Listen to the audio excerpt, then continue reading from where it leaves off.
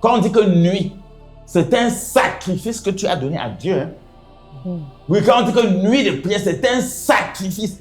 Tu as sacrifié une nuit où tu pouvais dormir, où tu pouvais même voir ta télé, où tu pouvais jouer ton téléphone, ou bien tu pouvais faire une chose. Mais tu as dit que cette nuit-ci, de 18h jusqu'à l'aube, je ne fais rien d'autre qu'aller dans la maison de prière, aller dans la maison de Dieu. Maintenant, si tu le fais, une fois dans la maison de Dieu, crois en sa parole. On a vu le cas de Anne. Et on a vu le cas de Anne. C'est un cas qu'il faut beaucoup utiliser pour expliquer. On a vu le cas d'Isaac tout à l'heure. Quand il est sorti, sur le plan mystique, quand on parle de lever les yeux vers le ciel, lever les yeux vers le ciel veut dire regarder dans la direction de ce qu'on cherche. Ça, c'est une révélation. Oui, lever les yeux dans le ciel veut dire regarder dans la direction de ce qu'on cherche. Regarder dans la direction de ce que je veux. Et il priait pourquoi? Pour que Dieu le console de la mère, du décès de sa mère.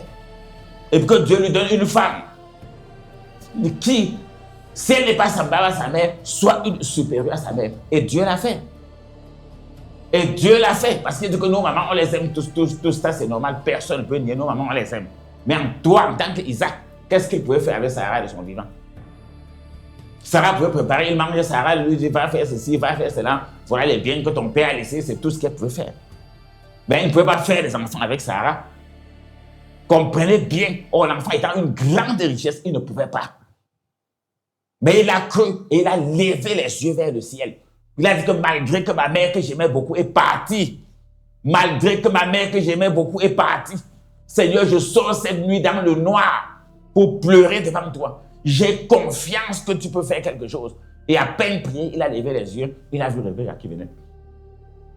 Donc la seule chose qui peut être obstacle aux croyants, d'avoir une bénédiction, je vous en prie, d'avoir une bénédiction plus que celle même d'Isaac, plus que celle de Rebecca, c'est qu'il ne s'engage pas avec foi. Toute personne qui va s'engager avec foi, tu vas sortir que Dieu console-moi. Dieu, au lieu de prendre le mouchoir pour essuyer tes larmes, va non seulement essuyer les larmes, mais va te donner une femme que voilà une femme. Ta mère est partie, je remplace par une autre femme. Et qui sera ta femme? Vous allez vous marier, vous aurez des enfants. Elle va préparer pour toi, elle va t'accompagner partout. On va l'appeler Madame Isaac. Or, celle qui est morte s'appelait Madame Abraham. Ça, c'est un très grand succès. C'est une grande révélation que je donne.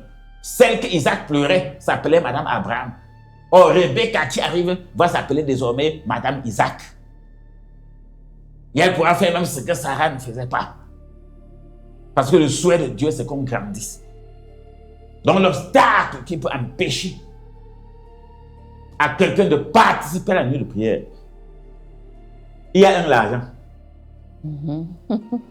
le temps, la distance. Dans quelque part aussi même, je vais dormir comment? Je vais passer une nuit sans sommeil. Donc, ni le temps, ni l'argent, ni la distance.